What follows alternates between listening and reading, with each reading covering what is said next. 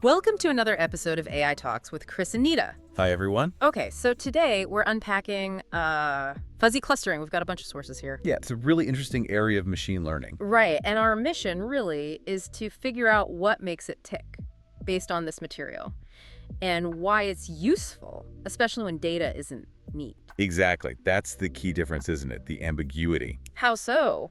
Well, unlike your standard clustering, where a data point is in cluster A or cluster B, that's it. Right, one or the other. Fuzzy clustering says, hold on, a point can actually belong to multiple clusters? Ah, so it has like a degree of belonging. Precisely. A degree of membership. It's a value between 0 and 1 for each cluster. Okay, so 0 means not in it at all. 1 means definitely in it. And anything in between shows, a partial connection. Maybe it's 80% in A and, say, 30% in B. That feels much more like the real world. Things often aren't clear-cut. Exactly what the sources emphasize. Real data is messy.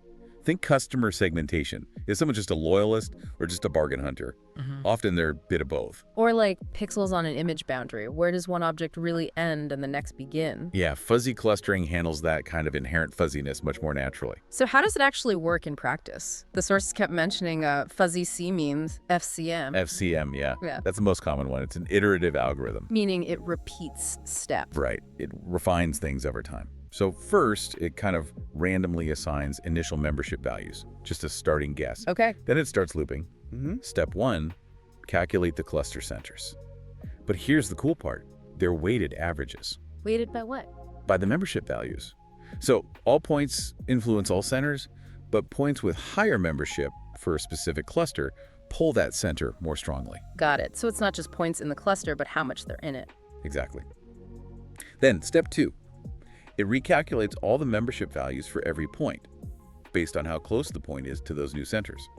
Closer means higher membership. And it just keeps doing that. Update centers, update memberships, update centers.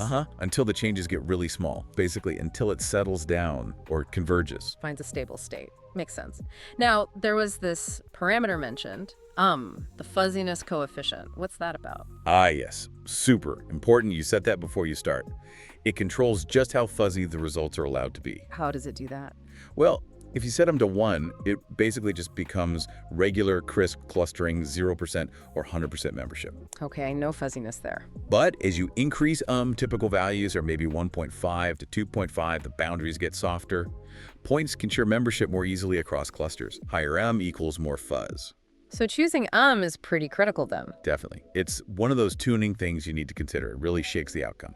All right, so you run FCM, you get those membership degrees. What if you actually need a hard label at the end, like assign each point to just one cluster? You can do that. It's called defuzzification, often an optional step afterwards. The simplest way is just to look at the membership values for a point and assign it to whichever cluster has the highest value. Easy. But the real insight is probably in those fuzzy values themselves, right? Seeing the overlaps. Absolutely. That's where the nuance is. The sources had great examples, like in medicine, identifying patient groups that didn't fit standard disease boxes. Yeah, leading to better insights, maybe more personalized approaches. And market research, too, understanding those blended customer profiles. It's pattern recognition that embraces the gray areas, But it's not perfect, right? The sources mention some downsides. Well, yeah. Besides choosing them carefully, it can be more computationally heavy than, say, k-means. All those weighted calculations add up, especially with big data sets. Okay, so there's a trade-off, more nuance, potentially more computation. But for problems where things are inherently overlapping or ambiguous, that extra insight can be totally worth it. Definitely. It's about having the right tool when your data doesn't fit into those neat, separate boxes. It lets you see things more clearly, ironically, by embracing the fuzziness. So the big takeaway. Fuzzy clustering is powerful because it reflects that real-world complexity where things aren't always black and white. It gives us those degrees of belonging. Yeah. Which leads to a final thought.